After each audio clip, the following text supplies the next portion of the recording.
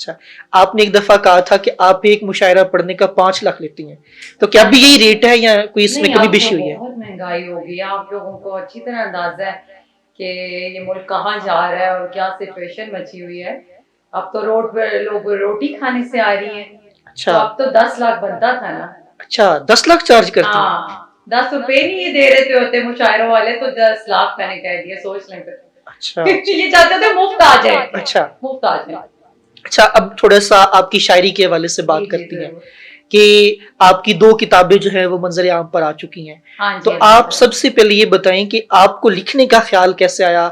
आपको कब लगा कि आपके अंदर एक शायरा मौजूद है? सबसे पहले ये कॉलेज लाइफ में हुआ था कि मुझे लिखने का ख्याल आया। मैं बड़ी शाय इंसान थी, ये अब कोई नहीं मानेगा, क्योंकि एक दफा मेरा जिंदगी में, पहले मैं इंटरव्यू भी बहुत कम देती हूँ। तो ये एक पहला दफा जो इंटरव्यू है? पहला ये एक किस्म का असल में तो पहला ही है, हाँ कुछ जी। साल पहले आया था एक, वो भी अच्छा K2 अच्छा। टीवी पे। हाँ जी। तो अब जो आया है, तो फिर अब दोबारा बताती हूँ इस बारे में कि मैं एक शायर इंसान थी। हम्म। और कॉलेज लाइफ में मैंने कुछ अफसाने लिखे बच्चों वाले, अभी भी पढ़े होंगे कहीं।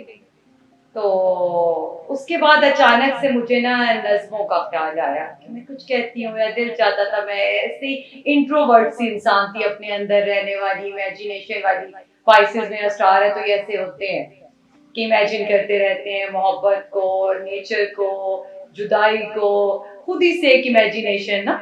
वो छोटी छोटी नज़में लिखी, नसरी नज़में लिखी। फिर अचानक से मुझे ये हुआ कि नहीं, अब मुझे गजल की भी, फिर मैंने सीखना शुरू किया ना। तो बस फिर गजल कहनी शुरू की, फिर पहली किताब आ गई, और फिर उसके बाद दूसरी आ गई 1-2 साल बाद, बस इसी तरह। अच्छा, शायरी लिखने के लिए, शायरी करने के लिए पढ़ना भी बड़ा जरूरी है। बहुत तो ज्यादा।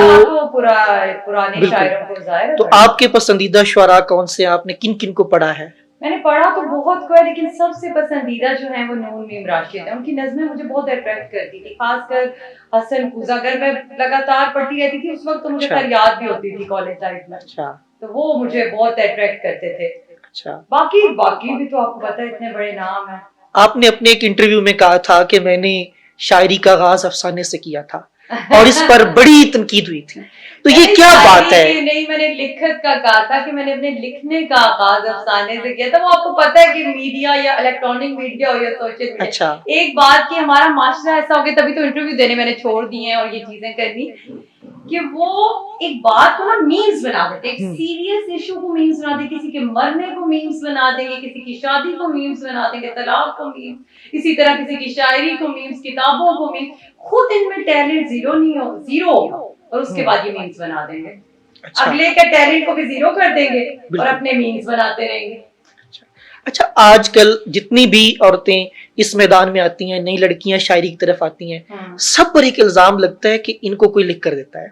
हाँ तो जी। आप ये बताएं, आप पर भी ये डेफिनेटली इल्जाम लगा, तो आपको शायरी लिख कर कौन देता है? और भाई जो लिख के देते हो सामने आ जाओ प्लीज। अच्छा। मुझे भी आज पता बता चल दे। जाए, मेरे पास तो इतना पैसा भी नहीं है। मैंने सुना पैसे दे के लिखवाती हैं या लिखवाते हैं ये जो भी। अच्छा। मुझे आज तक समझ नहीं आई कि औरत को अपने से इतना कमतर ही मर्द क्यों समझते हैं। बिल्कुल। इन्होंने इजारादारी बनाई हुई है कि सिर्फ शायरी जो एक डिपार्टमेंट है, या कोई नॉवल डिपार्टमेंट, या कोई भी है, ये लिखने का कोई भी है, ये सिर्फ क्या मर्द लिख सकते हैं? क्यों? इन पे क्या वही नाजिल होती है? क्या ये पहुंचे हुए बुजुर्ग हैं कोई की शायरी सिर्फ इन्होंने ही करनी है? हाँ, मैं ये बात जरूर कहती हूँ कि इस्लाह जरूर लेती हैं लड़कियां, ये मैं मानती हूँ। मैंने भी दी, मैं मानती हूँ, मैंने एक्सेप्ट करती हूँ इस बात को। मैंने कुछ लोगों को बताया भी, अपने से करीबी लोगों को, कि हाँ यार मैं लेती हूँ, मैं नाम डिस्क्लोज नहीं करना चाहती। अगलों को भी सोशल मीडिया पे फिर कर देते हैं, जितनी ट्रोलिंग करते हैं ये, किसी की इज्जत होती है घर में, 100 चीजें होती हैं। लेकिन हाँ, मैं इस्लाह लेती रही हूँ, क्योंकि मुझे कोई ऊपर से नाजिल तो नहीं हो रही ना बहरें कि मैं शुरू हो जाऊं। हाँ, दायरा आइडियाज आप किसी से लिखवा भी ले, वो आपकी पर्सनैलिटी पे वो शायरी सूट नहीं करी, आपको वहीं पता चल जाएगा इसने जी बुक लिखवा ली। बिल्कुल। हाँ, इस्लाह लेनी पड़ती है हम जैसों नलायकों। नलायक हम तो हमेशा स्टूडेंट रहेंगे। अच्छा, शायरी के मैदान में भी आपने भी कहा कि खवातीन की तादाद आटे में नमक के बराबर है, ऐसा क्यों है? बिल्कुल सही है। ये आटे में नमक इसलिए है कि बेचारियां चोरी छुपे कर रही होती हैं। अच्छा। जी बिल्कुल। ये हमारा माशरा ऐसा है कि किसी को सामने नहीं आने दे सकता होता। एक तो यहाँ पे गैरत जाग जाती है, हाय मेरी बीवी, हाय मेरी बहन, हाय मेरी बेटी, हाय मेरी बीवी, जो भी हैं ये सारी औरतें, जो भी हैं ये, उसमें ये कहते हैं कि घर से ना निकले, ना तस्वीर लगानी है। अगर आपको कोई देखेगा नहीं, मुझे जंगल में मोर नाचा किसने देखा, मुझे बताएं। बिल्कुल, किसने देखा? किसी ने भी नहीं देखा।